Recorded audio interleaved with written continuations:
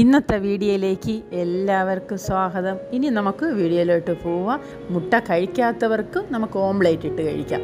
അതിലേക്ക് വേണ്ടി നമുക്ക് ഒരു ബൗൾ എടുത്തിട്ടുണ്ട്. അതിലേക്ക് 2 സ്പൂണ് കടലമാവ് ഇട്ട് കൊടുക്കാം.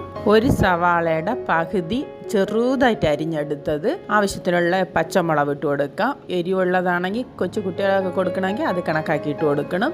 കുറച്ച് മുളക് പൊടി ഇട്ട് കൊടുക്കാം, കുരുമുളക് പൊടി ഇട്ട് കൊടുക്കാം, ഉപ്പ് ഇട്ട് കൊടുക്കാം. നമ്മൾ 2 സ്പൂണ് കടലമാവ് എടുത്തതിൽ 1 സ്പൂണ് അരിപ്പൊടി കൂടി ഇട്ട് കൊടുക്കാം. പത്തിരിക്കും ഇടിയപ്പത്തിനും ഒക്കെ ഉള്ള വറുത്ത അരിപ്പൊടിയാണ്. ഇനി ഇതെല്ലാം കൂടി ഒന്ന് നല്ലതുപോലെ ഒന്ന് മിക്സ് ചെയ്തെടുക്കണം. ഇതിലേക്ക് കറിവേപ്പിലയും മല്ലിയിലയും ഉണ്ടെങ്കിൽ ഇട്ട് കൊടുക്കാം. ഇനി ഇതിലേക്ക് വെള്ളം ആദ്യം കുറച്ച് ഒഴിക്കണം, വീണ്ടും കലക്കണം, അതിന് വീണ്ടും കുറച്ച് ഒഴിക്കണം. അങ്ങനെ കുറച്ചായിട്ട് ഒഴിച്ച് നമുക്കിതിനെ കലക്കിയെടുക്കാം.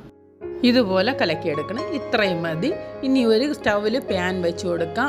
പാനോ ദോശ തവയോ എന്തായാലും കുഴപ്പമില്ല, അത് വെച്ച് കൊടുക്കാം. വെച്ച് കൊടുത്ത് കുറച്ച് എണ്ണ ഒഴിച്ച് കൊടുക്കാം. തവ ചൂടായതിന് ശേഷം നമുക്ക് ഇതിലേക്ക് ഓംപ്ലേറ്റിൻ്റെ കൂട്ടിനെ ഒഴിച്ച് നമുക്ക് ചെറുതായിട്ട് ഒന്ന് പരത്തി കൊടുക്കാം.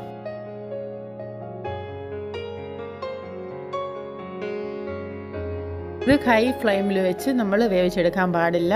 കാരണം എന്താണെന്ന് വെച്ചാൽ ഇത് മാവല്ലേ, അതുകൊണ്ട് ചെറുതായിട്ട് ഒന്ന് വേവ് കുറവായിരിക്കും. അതുകൊണ്ട് മീഡിയം ഫ്ലെയിമിൽ വെച്ച് തന്നെ വേവിച്ചെടുക്കണം. ഒരു സൈഡ് വെന്ത് കിട്ടുമ്പോൾ അതിനെ ഒന്നിന് മറിച്ചിട്ട് കൊടുക്കാം. മറു സൈഡ് ഇത് നന്നായി വെന്തിട്ടുണ്ട്. ഇതിനെ ഇനി ഒന്നുകൂടി മറിച്ചിടുമ്പം കാണാം.